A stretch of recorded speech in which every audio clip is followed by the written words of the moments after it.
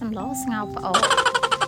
sầm lố mà một ní hết nhom cung phở ao mặt phẹ nhomในกระไรถือกาquạt nhầm mới bong bong để thọp tu sna video nhóm bong bong ở cái thọp khi một mà một ní ở việc bà hai chỉ một mà hôm từ tam từ bòn này gọi một mà hôm một ní nhom cả nhom từ liền của bông trà tại mình đằng tham miên bong bong na thọp nhầm đôi nhom ọt chứ ngá bộ ấy mặt phẹ cáiไรถือกาnhom ọtได้miên na thọp nhầm sao mong lưng ta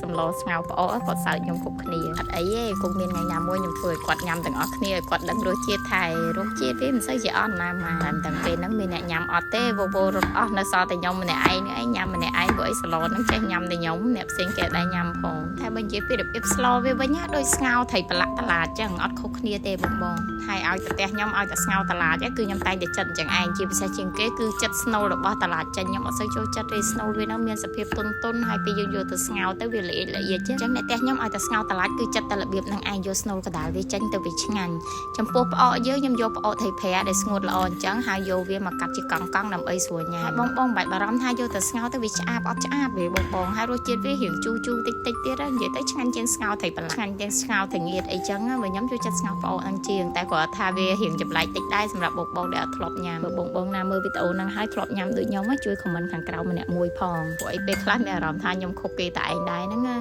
សម្រាប់ត្រីខ្ញុំយកត្រីក្រហមមកកង់យកមកធ្វើបែបហ្នឹងហាន់វាដូចផ្អកចឹងបងដាក់ទាំងដុំក៏បានដែរអត់អីទេតែដើម្បីងាយស្រួលដួសញ៉ាំត្រីក្រហមវាមានរាងធំដែរចឹងខ្ញុំយកវាមកកាត់ជាកង់ដូចផ្អកចឹងទៅណាមួយស្ងោរឆាប់ឆ្អិនល្អទៀតបន្ទាប់ពីយើងបានរៀបចំនៅគ្រឿងស្ងោររបស់យើងទាំងអស់ហ្នឹងហើយឥឡូវអត់មានអីទៀតទេគឺយើងចាប់ផ្ដើមតែដាំទឹកស្លតែម្ដងសម្រាប់ទឹកស្លយើងដាំដោយស្ងោរតែងៀតចឹងបងកុំឲ្យវាច្រើនពេកកាលណាយើងដាំច្រើនពេកក៏វាអត់សូវមានជាតិបានដែរព្រោះឲ្យខ្លាចដាក់ផ្អកទៅវាអត់ជូរពិបាកថែមមួយជូរ7ទៀតហើយខ្ញុំបញ្ជាក់រសជាតិ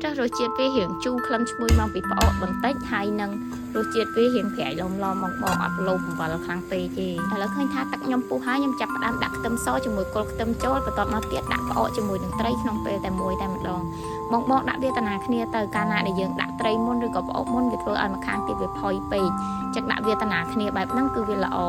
ឥឡូវឃើញថាទឹកស្លយើងពុះហើយយើងចាប់ផ្ដើមដាក់តឡាចចូលតែម្ដងព្រោះអីតឡាចយើងត្រូវការរយៈពេលរៀងយូរដែរដើម្បីឲ្យវាឆ្អិនអញ្ចឹងចាក់វាចូលទៅនៅពេលដែល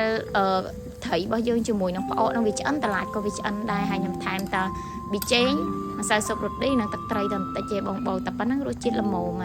ហើយនេះផ្អកយើងពេលដែលយើងស្ងោរឆ្អិនទៅវាមានលក្ខណៈបែបហ្នឹងបងវារៀងទន់